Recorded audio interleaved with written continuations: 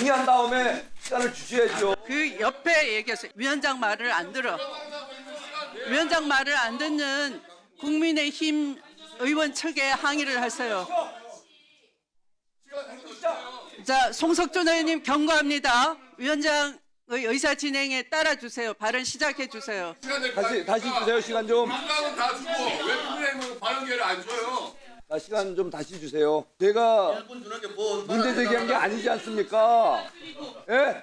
왜 그런 거 아니에요? 고집을 펴요, 쓸데없이. 쓸데없이 위원장에게 고집을 피운다는 그런 모욕적인 발언을 하면 퇴장 조치하겠습니다.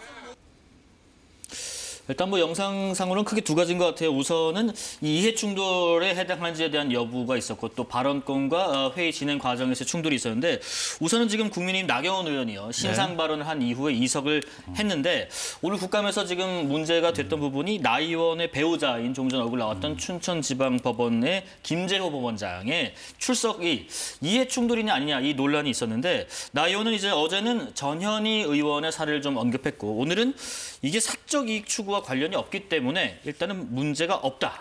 여기에 대한 의견 좀 들어보겠습니다. 저도 나경원 의원이 사적 이익 추구와 관련이 없는 정치인이었으면 좋겠습니다. 그런데 과거에 한동훈 국민의힘 전 대표가 법무장관 시절에 나경원 의원이 자신과 관련된 패스트트랙 사건 관련해서 공소 취소 청탁을 했고 이 부분 관련해서 한동훈 전 대표가 무려 5번이나 확인을 해줬습니다. 나경원 의원이 개인적으로 청탁한 게 맞다. 세간에서는 나경원 의원을 일부에서는 청탁의 여왕이다. 이렇게까지 생각하고 있는데 지금 여기 법사위에 와서 이러한 어떤 질의응답 과정 그리고 패스트트랙 사건 관련해서 본인의 사건이 최종심을 지금 1심 판결 앞두고 있는 상황 아니겠어요? 그리고 징역형이 매우 무거운 형인데 그런 상황에서 나는 사적 이익 추구를 하지 않는다? 그러면 한동훈 전 대표는 거짓말을 하고 다닌 겁니까? 한동훈 전 대표가 만약에 명예를 훼손했고 허위 사실을 유포했으면 고발을 했었어야죠. 그런데 그러한 행위를 안 하지 않았습니까? 이 부분 관련해서 나경원 의원처럼 행동하기 때문에 국민들이 정치인들 말을 팥으로 매주를 쓴다고 해서 못 믿는 거 아니겠어요? 저는 매우 유감이고요.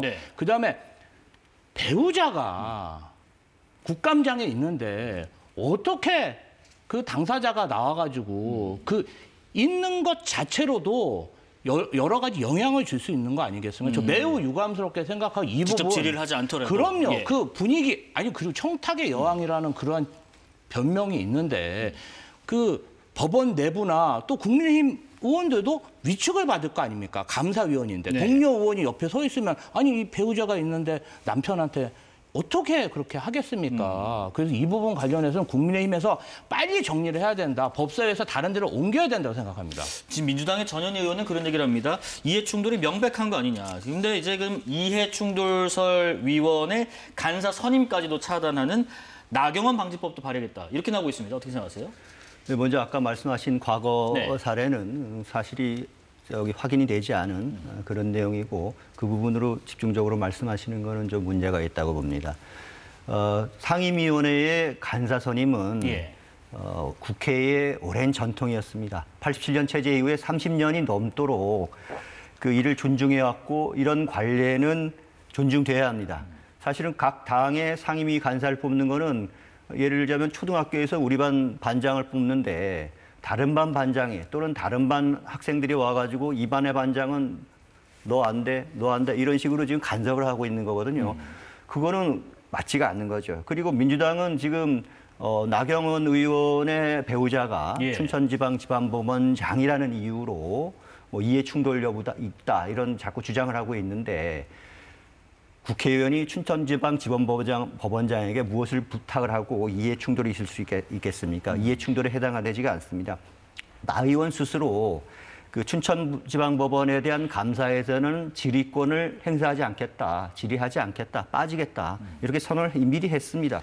그리고 아까 나경원 의원이 직접 언급을 했습니다. 공직자 이해 충돌 방지법을 보면요, 공직자의 직무수행과 관련된 사적인 이익 추구를 금지하기 위해서 도입된 제도입니다.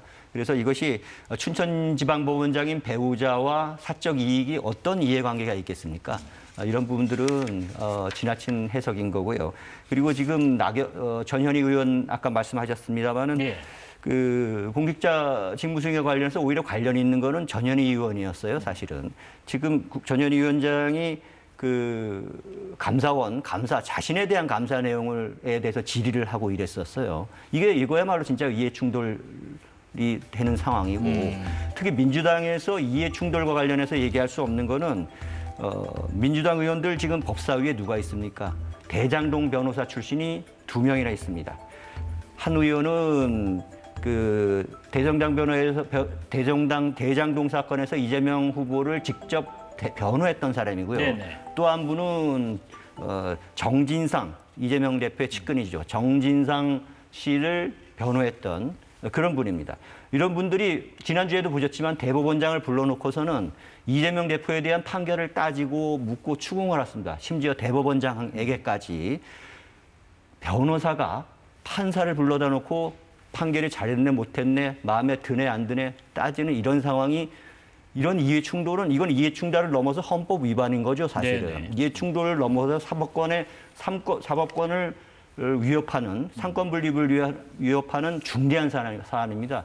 이런 형국인데 지금 현재 뭐 일어나지 않은 상황, 그런 공직자 이해충돌 방지법과 같은 합리적이지 않은 이유로 간사 선임을 맡고 있는 거는 전혀 합리적이지 않은 이런 예. 주장이라고 볼 수 있겠습니다. 이해충돌 관련돼서 두 분 의견 한번 들어봤고 또 한 장면이 앞서 보셨지만은 위원장과 또 야당 위원들 간의 일부 충돌이 빚어진 부분인데 지금 정청래 대표가 그런 얘기를 했습니다. 추미애 위원장에게 위원장석을 점거할 때는 형사 고발까지 하라. 이런 말까지 나오는 이유가 뭔가요? 굉장히 충격적인 예. 모습이 있었는데요. 그 국민의힘 곽주택 의원인가요? 네네.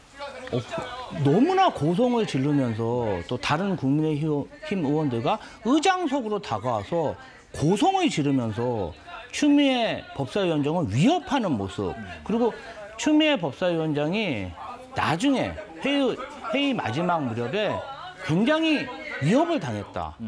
이 부분 관련해서는 공포도 느낄 정도로 너무나 위협적이었다. 네. 아니 근데 국회의원이 폭력 사범도 아니고 본인이 할 수 있는 말로 얘기하면 되지. 저렇게 의장석까지 와가지고 또 여성이지 않습니까? 연배도 있으시고 네. 저렇게까지 와서 소리를 버럭버럭 지를 일인가. 저는 곽규택 의원의 그런 행동이 이해가 안 됩니다. 또 사람이 일관성이 있어야죠. 왜냐하면 예.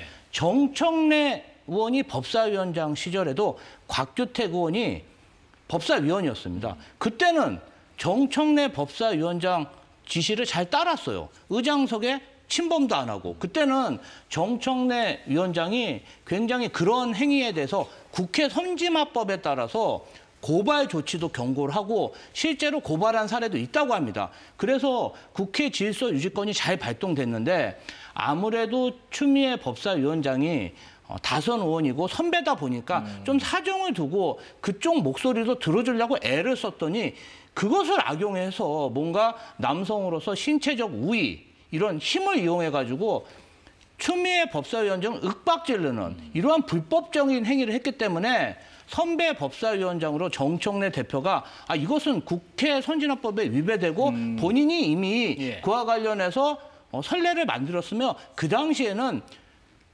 국민의힘 법사위원장 잘 따랐답니다.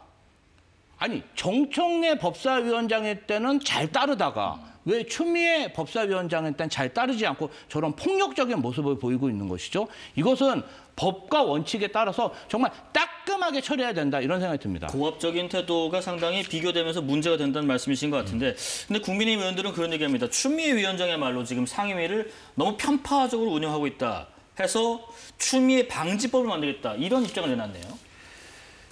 사실 말씀하셨지만은 지금 손바닥에 마주치고 있는 형국입니다. 추미애 위원장이 상임위원장으로서 편파적이고 중립적이지 않은 완전히 특정 정당, 특히 정부 여당의 일방적인 의사 진행을 지금 펼치고 있지 않습니까? 네. 걸핏하면 퇴장시키고 걸핏하면 발언을 중단시키고 나가라 그러고 그리고 아예 발언권을 주지를 않고 있습니다. 그래서 이번 추미애 방지법을 내게 된 것도 국회에서 다수당의 일방적인 독주를 막기 위한 겁니다. 추미애 법사위원장이 지금 현재 다수당 폭주의 상징이 되어 있습니다. 의회 민주주의를 파괴하는 다수당 폭주의 주인공이 되고 있어요. 그리고 자신은 이걸 또 자랑스럽게 마치 자랑인 것처럼 얘기하고 있고요. 국회는 민의의 전당이고 국감은 국회의원 업무의 꽃이라고 할 수 있지 않겠습니까? 네. 그런데 요즘 법사위를 보면은 완전히 뭐 난장판 일보 직전이에요. 그래서 이런 역대급의 국민들이 보기에 불편한 이런 풍경들 우리 국회의 초상화 아니겠습니까? 심지어 추미애 위원장은 하루에 국민의힘 국회의원 3명을 한꺼번에 퇴장시키기까지 했어요. 그러고 와서 항의하면은 지금 아까 말씀하신 대로 뭐 목소리가 높았다, 고함을 쳤다고 말씀을 하시는데 네네. 그래서 이렇게 걸핏하면 민의의 국민의 대표 1인인 헌법기관인 국회의원의 발언을 중단시키고 발언권을 아예 박탈하고 이거 월권인 거죠, 상임위원장에. 네. 그래서 이건 상임위원장의 권한을 남용하고 있는 그런 현실입니다. 그래서 국민의힘 국회의원들의 의사진행 발언이나 신상 발언이나 이런 것까지 합치면은 200개가 넘는 지금 그 발언을 중단시킨 게 있고요. 그리고 끝에 아예 발언을 중단에 끊고 못하게 한 게까지 하면은 거의 300개에 가까운, 300차례에 가까운 그런 사례가 있는 걸로 집계가 됐습니다. 그래서 이 추미애 방지법은 다수당에 의한 상임위원회 독주 그리고 이런 거를 바로잡기 위한 최소한의 장치가 될 수 있을 것이라고 생각합니다. 짧게 한 가지만 좀 추가 질문 드릴게요. 지금 김현지 부속실장에 대해서요. 국민의힘이 발의 예고한 게 있습니다. 이른바 김현지 방지법. 이 내용은 또 뭔가요? 글쎄요, 그 민주당이 김현지라는 이름만 나오면은 왜 이렇게 알레르기 반응을 보이고 있는지 모르겠는데요. 네. 김현지 방지법은 다수당에 의해서 국감에서 핵심 증인의 출석을 가로막는 이런 것을 방지하기 위한 법입니다. 현재 증인 채택이 상임위원회 다수결에 의해서 결정이 되고 채택이 되거든요. 그래서 소수당은 다수당에서 합의해 주지 않으면은 그 증인 채택을 핵심적인 증인도 채택을 할 수가 없는 형편입니다. 그래서 현재 이 개정안은 의원 3분의 1에 제적의원 3분의 1에 찬성이 있으면은 자동적으로 증인 채택이 가능할 수 있도록 이렇게 진행을 하고 있고요. 네. 그나마 이런 최소한의 장치가 있어야만 상임위원회에서 소수당도 발언을 할 수 있고 증인을 채택할 수 있고 의사진행에 참여할 수 있는 국민의 대의민주주의의 기본으로서 국회의원은 역할을 할 수 있는 그런 과정이라고 볼 수 있겠습니다. 물론 뭐 아직 예고 단계긴 하지만은 상임위 제적위원회 3분의 1 이상이 서면으로 증인 출석 요구하면은 채택으로 간주한다. 여기에 대한 내용이 네이밍이 김현지 방지법입니다. 이거는 근데 상식적으로 말도 안 되는 법안이라고 생각해요. 국회라는 게 그럼 만약에 이러면은 법안도 국회의원이 3분의 1 그냥 발의하고 국민의힘이 하면 그럼 법안 공표하면 됩니까? 그 발상 자체가 그렇잖아요. 그리고 대통령 선거했을 때 아니 대구, 경북, 부산에서 득표 많이 하면 거기는 그러면 따로 대통령 뽑아야 됩니까? 국회라는 하나의 헌법기관에 법안이나 이런 요구권을 하려면 다수결의 원칙에 따라서 지정하고 법안도 발의하는 게 국회법이지 않습니까? 전혀 맞지도 않는 이 정말 발상 자체가 사실은 발칙하긴 합니다. 그런데 저는 국민의힘에서 왜 이렇게 무리한 법안을 발의하는지 말도 안 되는 법안이라고 생각하고요. 저는 그렇습니다. 이런 법안 발의하시는 것까지는 좋아요. 그러면 국회 법사위 운영과 관련해서 문제가 있으면 그렇게 논리적으로 얘기하고 토론하고 대응해야지 막 의장 속으로 돌진해갖고 소리 지르고 강요하고 폭력적 행태를 계속 그렇게 보여도 된다는 것인가. 저 이 부분 관련해서는 국민의힘에서 정말 성찰을 해야 된다고 생각합니다. 국회 민의 정당이 헬리콥터와 특수전 그 군인에 의해서 정말 점거되고 유린될 뻔한 그 기억이 1년도 안 지났습니다.